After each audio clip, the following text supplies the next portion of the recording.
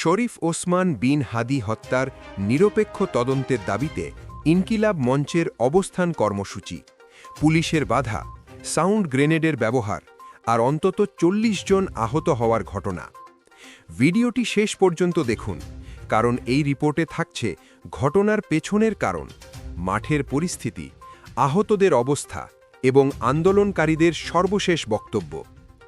শুক্রবার ৬ ফেব্রুয়ারি বিকেলের দিকে রাজধানীর যমুনার সামনে উত্তেজনা ছড়িয়ে পড়ে। শরীফ ওসমান বিন হাদি হত্যার নিরপেক্ষ তদন্তের দাবিতে ইনকিলাব মঞ্চ সেখানে অবস্থান কর্মসূচি পালন করছিল। তাদের দাবি ছিল এই হত্যাকাণ্ডের তদন্ত হতে হবে জাতিসংঘের অধীনে এবং সেই দাবিতে সরকারকে চিঠি পাঠাতে হবে। কিন্তু হঠাৎ করেই পরিস্থিতি পাল্টে যায়। প্রত্যক্ষদর্শীরা জানান, অবস্থান কর্মসূচিতে পুলিশ বাধা দিলে শুরু হয় ধাওয়া পাল্টা ধাওয়া।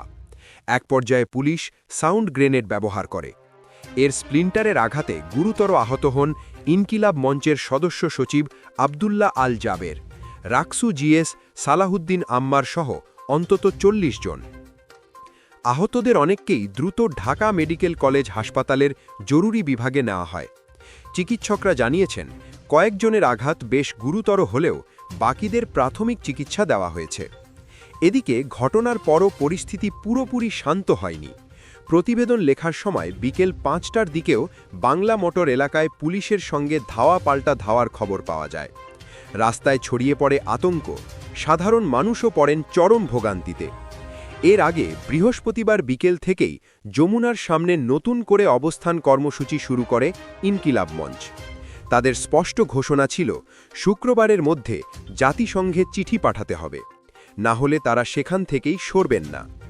এই অবস্থান কর্মসূচিতে অংশ নেন শরীফ ওসমান বিন হাদির স্ত্রী রাবেয়া ইসলাম শম্পা, ইনকিলাব মঞ্চের সদস্য সচিব আবদুল্লাহ আল জাবের, ঢাকা বিশ্ববিদ্যালয় শাখার মুখপাত্র ও ডাকসু নেত্রী ফাতিমা তাসনিম জুমা সহ সংগঠনের বহু নেতাকর্মী।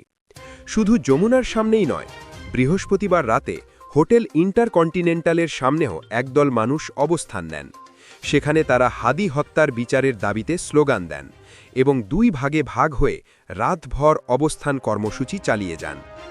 রাত 12:30টার দিকে ইনকিলাব মঞ্চের সদস্য সচিব আবদুল্লাহ আল জাবের সাংবাদিকদের বলেন, আমাদের একটাই দাবি, হাদি হত্যার তদন্ত জাতিসংঘের অধীনে হতে হবে। এর বাইরে আমাদের কোনো দাবি নেই।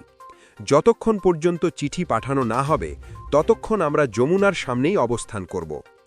শুক্রবার সকাল 9:30টার দিকে ইনকিলাব মঞ্চের ফেসবুক পেজে জানানো হয়, তাদের অবস্থান কর্মসূচি এখনও চলমান।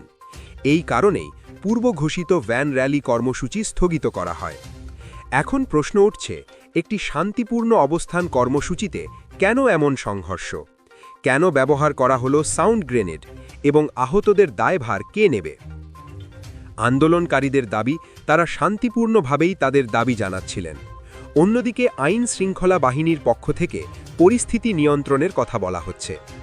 এই ঘটনায় রাজনৈতিক অঙ্গন ও সাধারণ মানুষের মধ্যে নতুন করে উদ্বেগ তৈরি হয়েছে, কারণ একটি হত্যাকাণ্ডের নিরপেক্ষ তদন্তের দাবিকে কেন্দ্র করে যদি এভাবে সংঘর্ষ হয়, তাহলে সামনে পরিস্থিতি কোন দিকে যায় সেটাই এখন বড় প্রশ্ন।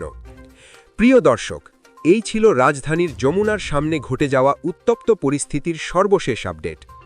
আপনারা কি মনে করেন, হাদি হত্যার তদন্ত কিভাবে হওয়া উচিত? মন্তব্যে আপনার মতামত অবশ্যই জানান। ভিডিওটি যদি তথ্যবহুল মনে হয় তাহলে লাইক দিন, শেয়ার করুন, কমেন্ট করে আপনার মতামত লিখুন এবং সর্বশেষ খবর পেতে আমাদের চ্যানেলটি সাবস্ক্রাইব করতে ভুলবেন না।